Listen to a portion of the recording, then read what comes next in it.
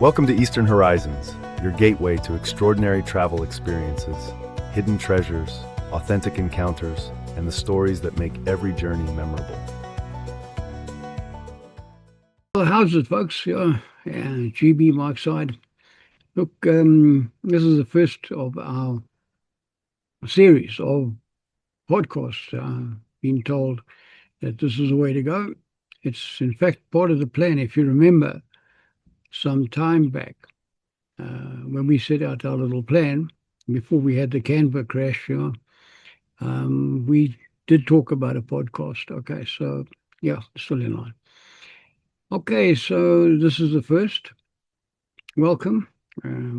We've called it Eastern Horizons, and this will cover issues like poverty, tourism opportunities, slack municipalities, slack parliamentarians who have a habit of falling asleep in old age homes instead of getting on and servicing the public, which they are paid to do, by the way.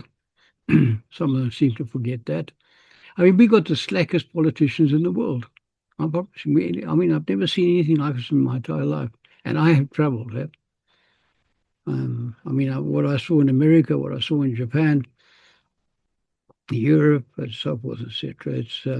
We are pathetic by world standards, and we try and make out as though we up in the top league. And look at the way we attended the White House. That was a shocking situation. You don't walk in 30 minutes late to the President of America. You just don't do it. Okay, there's certain things in life that you don't do, that your mother tells you, the priest tells you, the lawyer tells you. As my mother always said, those are the three people you respect in society. And, well, unfortunately, Al Gore was a bit wrong on a couple. Nevertheless, we march on, eh? And I'm now in Clarens. I've been here for 12, 13 years. Not by choice, I must tell you, but that's another story altogether. We'll cover that in some other issue. But on arrival, it was apparent that we needed a magazine. And Karen made a great job, great woman, really a superb person, lovely person, and we had a great relationship. And unfortunately, she took an untimely departure, and that was heartbreaking, to say the very least. Nevertheless, I saw in this area stuff I've never seen in the rest of the world. The levels of poverty. We talk about poverty. I mean, I never even realized it was this bad.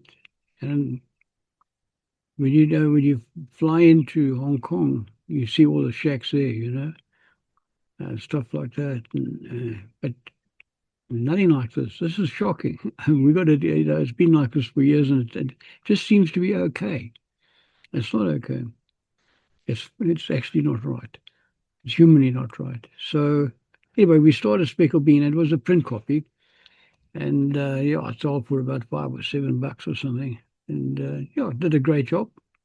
Karen did a superb job, lovely job. And I was doing the layout in the evenings in the background, and while she did all the writing and photography and so forth. Anyway, those were the old days. Okay, so Speckled Beans had to march on. Social media has made sure of that. If you're in the magazine game, you're not going to make it by just making a magazine. And being a redacteur on a magazine or whatever they call it, it's not going to work. Okay, magazines today got a total different game. Same business, you create a magazine like you always did. You're going to create a digital copy so those people that don't read can listen. And then you've got to take on social responsibility, which is what the big boys should be doing in the first place. The banks, Anglo-Americans, all those kind of guys and that. And even the small guys have got to do it. We have to do it in these towns, okay? And whether you like it or not, don't go and hide in a corner. But the Eastern Free State has got severe problems. We don't have big industry other than tourism. But opportunities, tons of them, But hello, politicians that don't want to do anything, want to sit in an old age home sipping coffee or something, and that's all they do. And then plead for votes. And then after the voting, they disappear again. And so, I mean, that game is gone now. We've grown up. We know. We've learned. And I'll talk about learning. I discovered once you leave Johannesburg and you come to a place like Clarens, after 6 months, you can't go back. Job has forgotten about you. You're nothing. You're gone. And you got to make it work wherever you live. That was a tough one. Anyway, talking about tough ones. Well, I was talking about that disastrous meeting in the White House.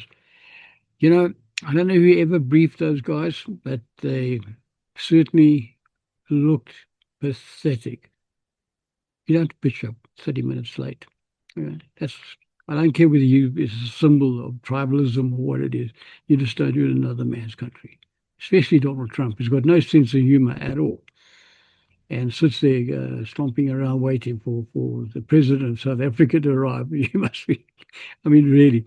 Anyway, and you go there as a gift or something. You say to him, how's it, bud? Sit down, have a dope or whatever, but, give him something, talk to him, be friendly, but don't go there and try to tell them what to do. I dealt with America ages. I mean, they got no sense of humor, those guys. You got to be so careful. Everything's different, and it's a true democracy. I mean, they swear at the police like there's no tomorrow. They're shocking. And I can tell you just a quick one. I mean, I was sitting in the Intel sales office and we were rubbing around doing figures, um, trying to work out sales numbers and you remember those days, memory would halve its price in overnight. It was crazy, like AI today. Drove accountants mad with our continual forecasts and changing and altering anyway. So we're sitting there in a whole group of us in Santa Clara. And I'm from South Africa, okay, so I've got my little South African accent and so forth. And we were filling in forms and playing around, and I had a pencil with me, and I was trying to do some numbers. And I made a mistake, and I looked up, and I think I said, we're talking to these, you know, people sitting next to you chatting about what's going on. And I made a mistake, and I said, anybody got a rubber here? And the girls just jumped up. And I mean, they were horrified. They were like, oh, this guy got mad. It was a bloody South African come here shouting for rubbers. I looked at him, Jim Duggan was there, the guy I reported to, and I looked at him and Jim said, Goss, do you know what you just said? I said, yeah, I'm looking for a rubber. He said, Goss, a rubber in America is a condom. What are you doing sitting in a sales office shouting for a condom? Okay. So I said, but I want an eraser. Oh, that's an eraser. Okay. Whew, that was a tough one, eh? So when our baboons pitch up at the White House, so they stand there, chanting something like that, or doing a slow walk. Did you see that crazy little walk? I mean, it's pathetic. And they do this crazy little walk up there. Trump doesn't see that. He sees arrogance. Okay? The same way that I fell into the trap in America, there's different terminology in them. And that was right, eh? Americans are never wrong according to America. Never. So don't fight it. Just go with it. But no. We must France in there looking smart and trying to be the big thing. Failure. Shocking failure. Anyway, our job is not to fail. I'm off the beaten subject here. So for the future, Speckled Bean, like always, we're going to be plodding on projects. Yes, we will look for, and yes, we will implement. And implementation is not a big issue in terms of marketing. You could say it's a fun thing to do. I mean, it's lovely, and that's what we do. And that's what marketing is all about. You take a product and you push it and adapt it to the market's needs and so forth, etc. And as part of it is storytelling, telling a story about your product. How many times you see the motor car manufacturers telling stories about this? Land Rover was built around stories, all about Africa. And, have you ever driven a Land Rover? Yeah, right. Okay. And then when they put that V6 3-liter BMW motor on it, and I was given one for a year to drive around and fly fishing, I nearly killed myself with that thing. It was a huge motor in an old granny of a vehicle. The Brits can't make motor cars. And the Germans can make good motors. You put the two together, it was a failure. Well, the CEO was fired, right? They sold Land Rover, I think, for $1, sold it back to somebody else, I don't know, and got rid of it. BMW just had to cut their costs and fire the CEO, gone, here's $1, get the hell out of here. That was the end of that. Major cost factor. Anyway, we're off the subject, aren't we? So Speckled being future, yeah. Plodding on, we're going to do the push the dinosaurs in a poverty relief process because it's a joke to sit and watch the Free State tourism in action, trying to convince them that the dinosaur market is worth chasing. They don't. They'd rather go and sit in front of an old age home with a cup of coffee and, giggle at the old girls there and say, "Hello, Tony, you can buy a donkey, Tony, vote for me. Look at me. I'm smiling at the camera. I'm happy." Come on, guys, get real. Otherwise, get off. Bugger off. And then just give it to the business guys. Let's get going on this thing. We've got the finest dinosaur skeletons, what fossils, if you like, in the world. If we're not number one, we're number two. And we've done nothing with it.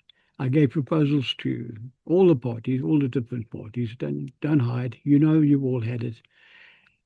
That was 18 months ago, and you're still sitting on it.